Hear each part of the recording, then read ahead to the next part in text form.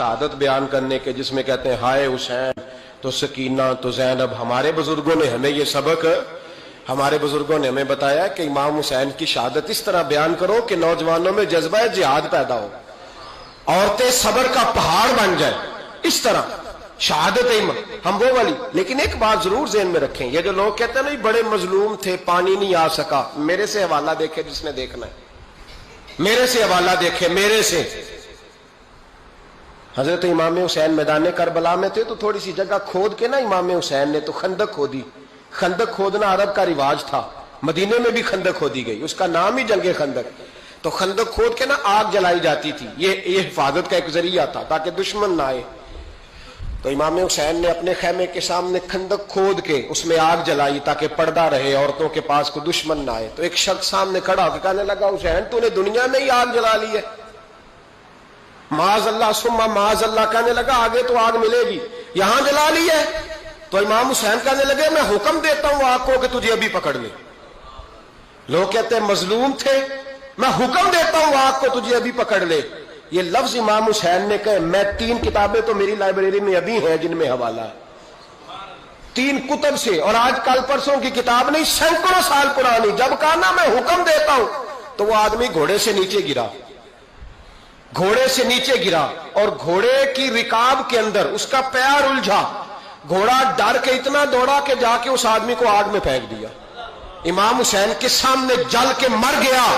ये हुसैन इब्ने अली है, ये अभी हुक्म देते तो फरिश्ते अभी आ जाते, ये अभी बात करते तो सारी दुनिया की फौजें अभी इकट्ठी हो जाती, ये अभी हुक्म देते तो अभी आ जाते।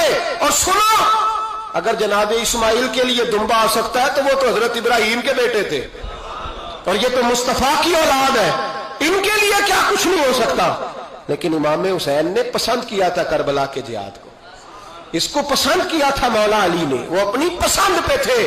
कोई आदमी इस तरह ना बयान करे कि बड़े मजलूम थे तो बड़ी मुश्किल में थे तो बड़ा रोते थे बड़े, और कोई शख्स ऐसी बात। यहां तो तमाशा लग गया है, तमाशा लग गया है। एक वो है जो आजकल कह रहे बस जी वो तो 2 शहजादों की जंग थी, उन्हें भी शर्म नहीं आती, और एक मिंबरों पे चढ़े हुए हैं, चेहरे पे दाढ़ी कोई नहीं, सर पे टोपी कोई नहीं, बाजारी सा अंदाज है, कभी दौड़ के इधर जाते हैं, कभी भागते हैं, कभी कहते हैं ऊंचा बोलना, पैरों पे खड़ा होना, ये लोग बयान करेंगे इमाम हुसैन की बात, ये लोग बयान करेंगे। बीबियों के मसाइब पढ़ रहा हूं, वो और बीबियां होती हैं जो हाय हाय करती हैं, वाह करती हैं। ये मेरे नबी का खानदान है, ये मेरे नबी का खानदान है, नबी का खानदान। मैं हवाला दिखाऊंगा, मुझसे सुनो हवाला। हजरत सैयदा ज़ैनब ने सारे जनाजे देखे, भतीजों को, भांजों को, सबको शहीद होते देखा। औरतें डरती मैयत को हाथ नहीं लगाती, चीखती है बीबियां। लेकिन हजरत जनाब ज़ैनब ने पता क्या देखा था, वो सुनना जरा। इमाम हुसैन की लाश मुबारक करबला में पड़ी थी, और इमाम हुसैन का सर काट के नेज़े पे चढ़ाया गया था, और वो बीबियों के सामने सामने खाली सर चल रहा था, और सैकड़ों मील का सफर करके दमिश्क के बाजारों से गुजरता वो सर गया। आज मैं सर की बात नहीं करता, सर की, आप मर्द हैं, जवान है सारे, यहां किसी का कटा हुआ हाथ फेंक दिया जाए ना, हाथ तो लोग चीखे मार के दौड़ जाएंगे, बल्कि हाथ तो दूर रहा, किसी की उंगली काट के यहां फेंकी जाए तो लोग चीखे मार के मर्द दौड़ जाएंगे। लेकिन कटा हुआ सर देखा, लाशें देखे। यजीद का दरबार आया, बीबी साहबा को ना ऐसे औरतों ने अपने हाले में लिया है, सैयदा ज़ैनब वहां बैठ गई। तो जब बोला ना यजीद दरबार में, कहने लगा कि देखो अल्लाह ने इज्जत वालों को इज्जत दी, माज अल्लाह सुम्मा माज अल्लाह। और मेरे मुखालिफिन का क्या असर हुआ जब उसने देखे ना, एक आदमी मजबूर है, मकहूर है, इतना लंबा सफर है, गुर्बत है, प्यास है, बीमारी है, क्या अंदाज है जब इस आलम में यजीद के दरबार में उसने गुस्ताखी की इमाम हुसैन की।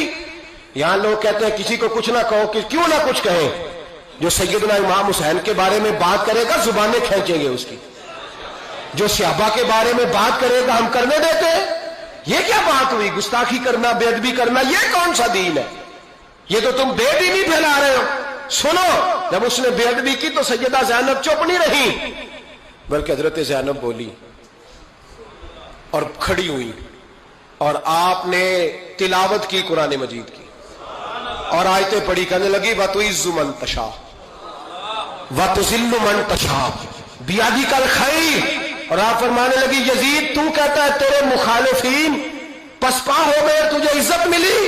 آپ فرمانے لگے یہ تیرا دربار ہے نا، یہ تیرا سجا ہوا ہے نا، تیرا اس وقت ڈنڈا چلتا ہے نا۔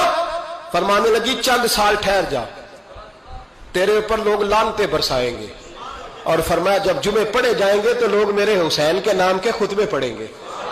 فرمایا آج یہ تیرا دربار ہے نا۔ حضرت نعمان بن بشیر صحابی رسول تھے، وہ کہتے ہیں میرے قریب ایک نابینا صحابی بیٹھا تھا، سنو سنو حوالہ میں دکھاؤں گا۔